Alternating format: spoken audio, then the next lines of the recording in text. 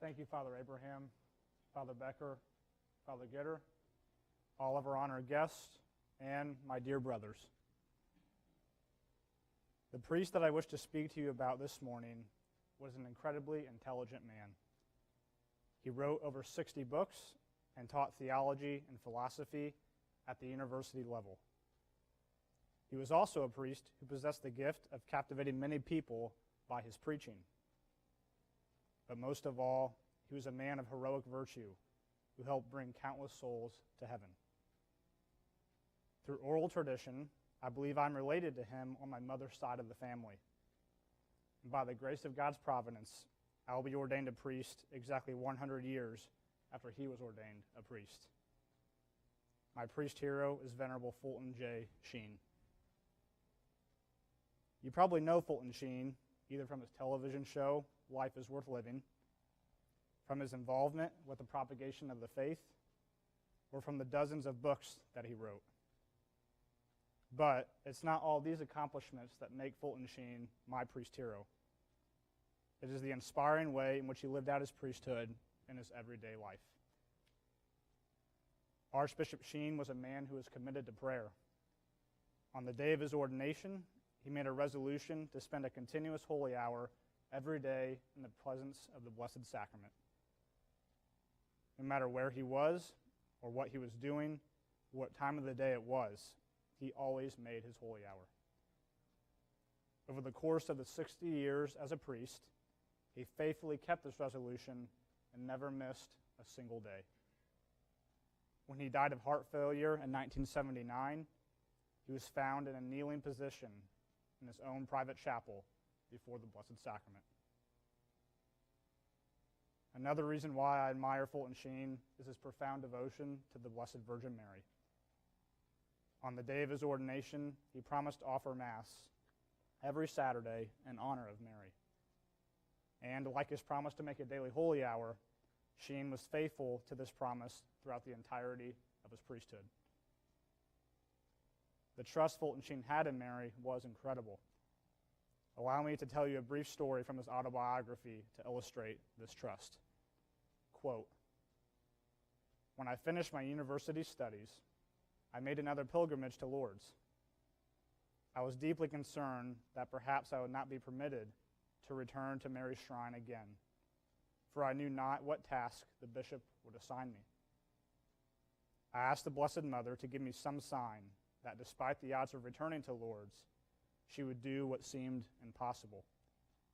The sign I asked for was this: that after I offered the holy sacrifice of the Mass, before I would reach the outer gate of the shrine, a little girl, aged about 12, dressed in white, would give me a white rose. About 20 feet from the gate, I could see no one.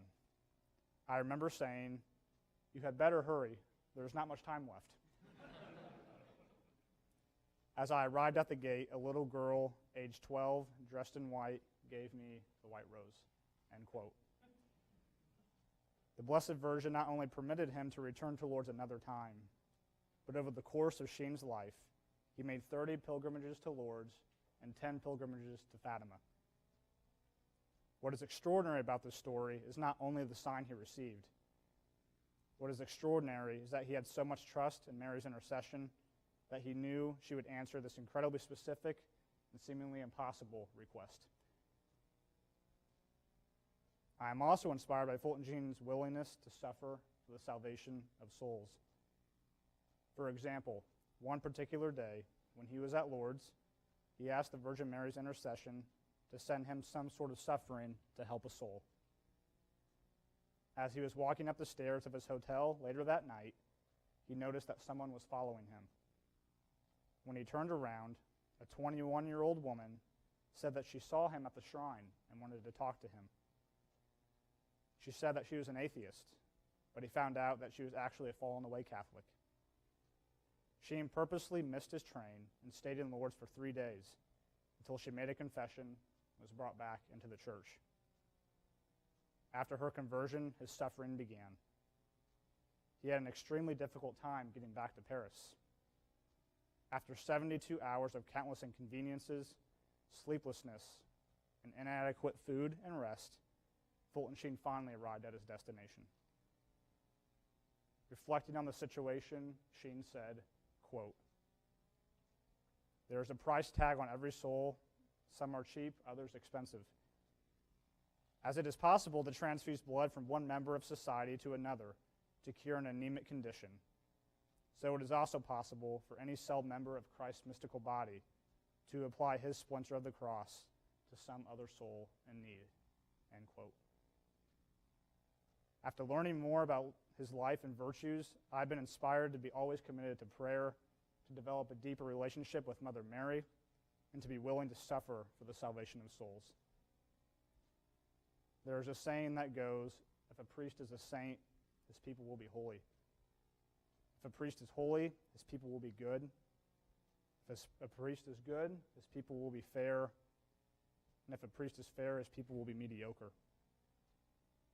Archbishop Sheen exemplified what a saintly priest truly is. Everything he did was for the greater glory of God and for the salvation of souls. He was truly a man of Christ, a man of the church, and a man for others. My brothers, we must not settle for anything less than becoming a saintly priest. Every aspect of our formation here at SJV must be focused on the salvation of souls. May we all strive to be saintly priests, just like Fulton Sheen, so that our people will become holy. Praise be Jesus Christ.